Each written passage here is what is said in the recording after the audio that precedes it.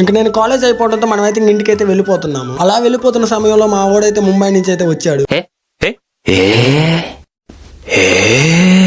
మన వ్లాగ్స్ లో అయితే వీడి గురించి అయితే పెద్దగా అయితే చెప్పలేదు. వీడి పేరు అయితే చెప్పలేదు కదా. వీడి పేరు వచ్చేసి ప్రసాద్.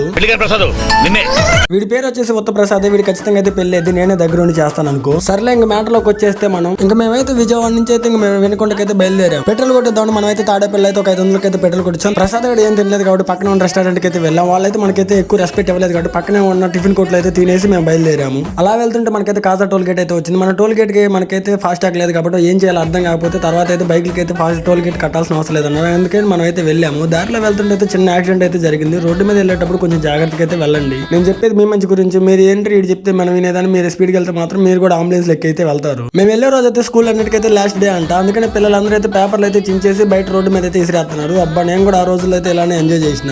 ఇంకా మా ప్రయాణం అయితే వెనకొండకైతే చేరిపోయాం. వెనకొండ నుంచి అయితే మా ఊరికి అయితే వచ్చేసాం. మీకైతే ఈ వీడియో నచ్చినట్లయితే లైక్ షేర్ కామెంట్ చేసి మన అకౌంట్ అయితే ఫాలో అవ్వండి. తెలుసుగా మన ఛానల్ పేరు సాగర్ వాల్మీకి బ్లాగర్.